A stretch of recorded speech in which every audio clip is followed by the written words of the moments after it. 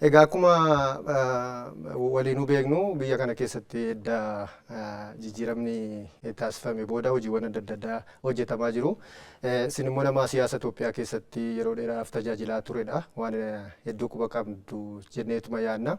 Keessattuu immoo dhiyeenya kanatti rakkoowwan siyaasaa fi hawaasummaa Itoophiyaan qabdu hundeerraa ni fura kan jedhamu mariin biyyaalessaa geggeeffamaatti jira.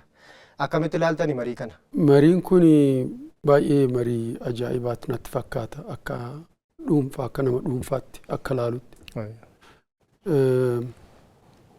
Hanga ani akka nama siyaasattis san duras hanga yoggaa barataa tures yoggaa hojii jalqabus carraan akkanaa biyya kanaaf uumameen turre. Yeroo jalqabaatiif namni 4,000 ol kutaa biyyattii hundarra aanaa ganda odoo nafiin saalan odoo addaan hin qoodamin amantiidhanis akkasumatti umrii hundarraa jaarsas dargaggeessis shamarranis bakkee akkanaa kanatti wal arganii Finfinnee keessatti mari'achuu jalqabuun waan guddaadha jedhee ilaala. Maaliifii biyyi tuni jeequmsarraa fagaattee hin beektu. Yeroo dheeraadhaaf odoo mootummaan jiddu galeessaa bara mootii Minilik ijaarame sunis yoo hin jiraatin san duras waraanuma ture. Waluma waraanaa turan. Warri kaabaa zamana masaafinti namni hunduu yaadata mana barnootattis baratee keessa dabre yeroo san irraa jalqabame waraanuma ture. Hanga si'asis zamana nugusaa keessattis akkasuma nugusaa Haayile Sillaasee gizee dargillee akkasumatti walitti bu'iinsuma ture. Walitti bu'iinsi sun hanga Eertiraan biyya tanarraa fottoquutti kan geessisedha.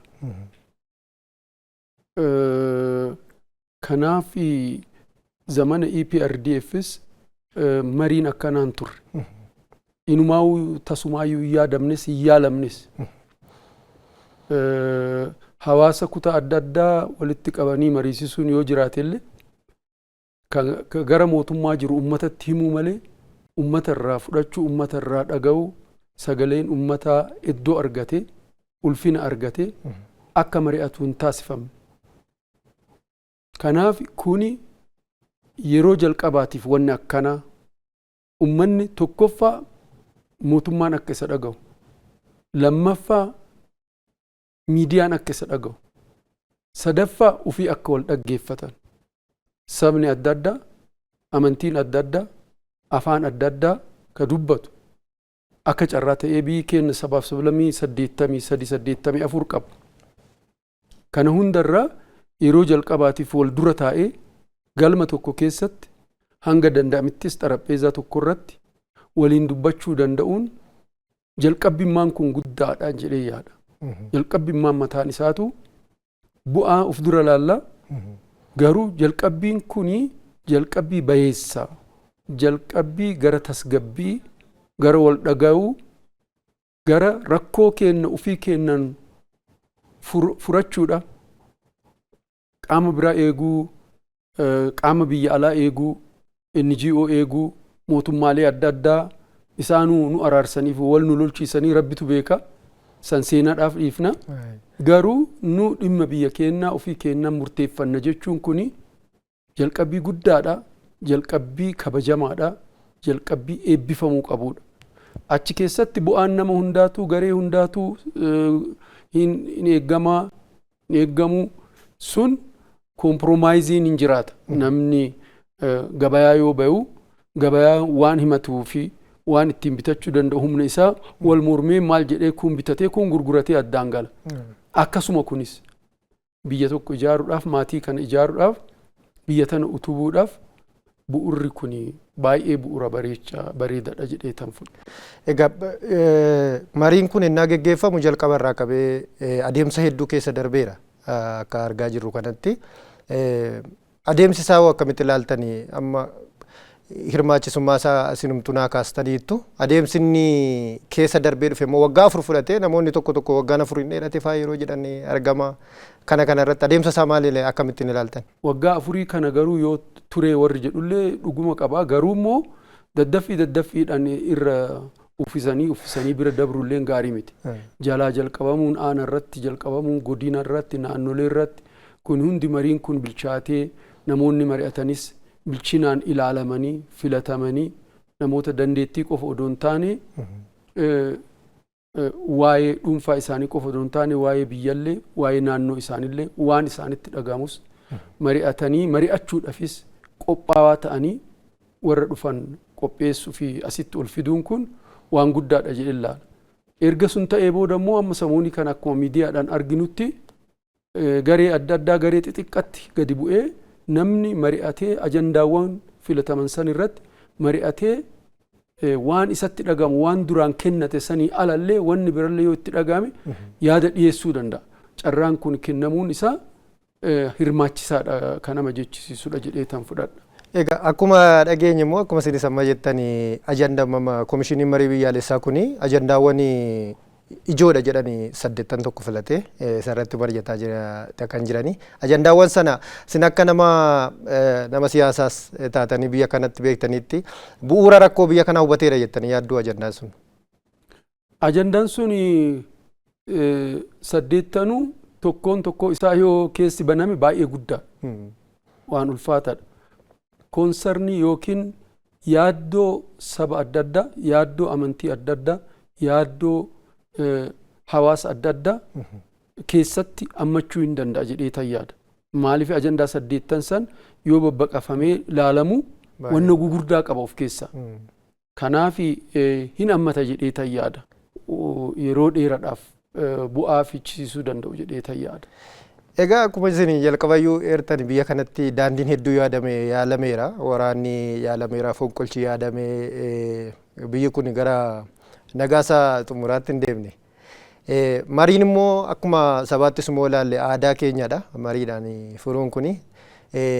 Namni maal gumaachuu qaba galma gahinsa marii kanaatii fi namni tokkoon lammiin biyya kana maal gumaachuu qaba jettanii amtu? Nageenyi ka jalqabamu sammuu namaatirraa. Maatii namaatirraa. Akkasitti ganda jedhee hiriyyaa jedhee akkasitti deema. Mana barnootaa sooshaal sarkilii adda addaa keessatti bilchaateetti dhufee eegasii mootuu hawaasa keessatti bifa odeeffamuu fi oduutiin daddabraa deemu. Kanaaf nuti maaliif guddachuu dadhabne? Afrikaanuu akka waliigalaatti Itoophiyaa booda itti deebina. Afrikaan kun namni gurraachi kun maali rakkoon isaa? Maaltu duubatti hambise? Maaltu warra adii mataa ummata addunyaa isa godhe? Ka jedhu yoo laallu tokko karaa istiraatiijiik ta'een mari'achuu dadhabuudha. Hawaasni isaa walitti dhufee, beekan isaa walitti dhufee, warri qorannoo fi qo'annoo adda addaa bal'inaan adeemsisu warri research institutes ka jedhamuun kun bal'inaan hojii kanarratti waan hin hojjenneef waan har'a of harkaa qabnu malee waan boru biyyi keenya ta'u Afrikaa keessatti Chaad boru maal taati? Afrikaan jiddugaleessaa boru maal taati? Iftaan maal taati? Kana dhaloota itti aanuuf tilmaama lafa kaa'uudhaaf qo'annoof qorannoon bal'inaan adeemsifamu yuunivarsiitiiwwan keenya akkasitti maxxantummaa faranjii jalaa bilisa bayanii rakkoo biyya teennaa, rakkoo Afrikaa, rakkoo Itoophiyaa, rakkoo Keeniyaa furmaata akka kaa'uu danda'u lammiilee biyya tanaa, lammiilee kutaa biyya kanaa malee faranjiirraa eeguun hin danda'amu. Faranjiin bu'aa ofii eeggata. Yoomiyyuu taanaan sadarkaa isaan irra guddatanii irra gahan kanarraa gadi bu'uun barbaada. Diinagdee addunyaa qabachuudhaan, seera addunyaa lafa kaa'uudhaan, waajjira daldalaa, organizationii daldalaa, WTO ka jedhu dhaabuudhaan, World Bank, IMF kun hunditu institutionii nu keessatti qoodan fudhatiin ka isaan godhatanidha. Isaaniif hoggana, isaaniif oola. Isaaniif immoo gara isaanii irkata. Gara keenya miti ka irkatu. Kanaaf nu rakkoo keenya hiikuudhaaf bal'ifnee yaaduun barbaachisaadha. Isaanirraa bifa adda ta'een ufii kennaa ajandaa kenna murteessinee rakkoo biyya teennaa bilchinaan tasgabbiidhaan wal obsuudhaan wal danda'uudhaan laaluudhaan hiikna. Kana yoo hiikne guddinni biyya tanaa bakka amma uxxirfataa jira. Biyyi teenya baay'ee uxxirfataa jirti immarji godhuudhaaf. Buqqaafattee bahuudhaaf fuulduratti bahuudhaaf baay'ee qabsoo godhaa jirti.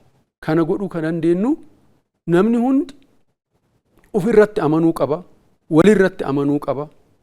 Gareen hawaasaas, beektonnis akkasumas mootummaa fi uummannis wal amanuu danda'uu qaba. Kana yoo jedhu mootummaan ajandaan mootummaan tokko adeemsisu yookiin imaammanni inni hordofu nama hundaa fi dhibbaaf dhibbattiin ta'a jechuudha miti. Garuu biyya tokko qabna haga mootummaan sun taa'itarra jiru imaammata san akka inni hojiirra oolfatu obsinee wajjin hojjechuu danda'uu qaba. Obsuun nurra jiraata. Ani achi ta'u malee jedhanii wal dhibuu fi wal sakaaluun bu'aan qabu. Biyya ormaatitti akkas hin godhan. Warri injifatame galeet taa'ee ani maaliif injifatame jedhee poolisii isaa irra deebi'ee ilaalee sagantaa siyaasaa isaa irra deebi'ee ilaalee biyyi tun maal barbaaddi? Ikoonomiin kun maal barbaada? Hawaasni kun maal barbaada? Ka jedhu laaleet dhiyeeffata jechuudha. Kanaaf filannoo itti aanuuf dhiyeeffata jechuudha. Kanaaf wal obsuun barbaachisaadha. Wal dhaggeeffachuun barbaachisaadha. So nageenni karaa kanaan nageenni waaraa ka jennu sun yoo inni itite yoo inni tasgabbaa'ee sabatee lafa dhaabbate misoomatti ka'uun hin danda'amu. Misoomni kiisii nama tokkoo kiisii paartii tokkoo ka seenu miti. Hawaasaaf biyyaaf even biyya kana qofaaf miti. Biyya ollaatti illee fin ta'a. Addunyaallee hanga tokko nurraa barachuu dandeetti. Nu amma Eeshiyaa irraa baay'ee baranna. Chaayinaa irraa baay'ee baranna. Taayiwaan irraa baay'ee baranna. Kooriyaa irraa baay'ee baranna. Singaappoor irraa baay'ee baranna. Hindi irraa baay'ee baranna. Nus deebinee waan baranne kana addunyaallee barsiisuudhaaf fagoodha miti. Waan ofiin hojjennu asitti amma jalqabamee jira duratti kaasaa turte kooridoorii magaalaa Finfinnee keessatti hojjetamu Afrikaan adda addaa dhufanii ilaaluu barbaadu. Miidiyaa irraa akka an dhaga'utti. Kuni mataan isaa misoomni kontaajiyeesiidha. Hin dabara. Daangeffamee dallawa keessa hin taa'u. Hin deema qilleensaan hin deema miidiyaadhaan hin deema. Daawwannaadhaan tuuristii yoo dhufu fudhatee deema. Footoodhaan waan adda addaatiin. Sooshaal miidiyaan immoo amma akka spiid laayitiidhaan addunyaa wal geessisa. Kana waan ta'eef misoomni daangaadhaan hin dhaabatu. Siyaasalleen ilaalchi siyaasaa tokko imaammanni tokko hojjetamu hin dhaabbatu hin deema. Kanaafuu Itoophiyaallee fakkeenya gizeen itti ta'uu isiin dhuftu fagoonatti hin fakkaatu. Garuu cichanii kanarratti qabatanii deemuu wal obsuun wal gargaaruun walii obsuun barbaachisaadha. Ka boru dhufus akkanuma. Ka har'a taayitarra jiru taayitaa gadhiisi zalaalam hin taa'u. Namni hunduun zalaalam hin taa'u. Mootii Haayile Sillaasee waggaa 44 biyya tana bulche. Zalaalam hin ta'in inumaa'u biyyi jeeqamtee biyyi gara baduutitti erga geettee booda deebitee itituu dandeette malee rakkoo guddaa. So kanaafuu walii obsanii sirna waliin ta'u ka hawaasa hundaaf ta'u ka ilaalcha siyaasaa adda addaatiif ta'u sirna kana ijaarachuu fi tumatanii lafa kaayachuun gamnummaan biyyaa jechuun kana.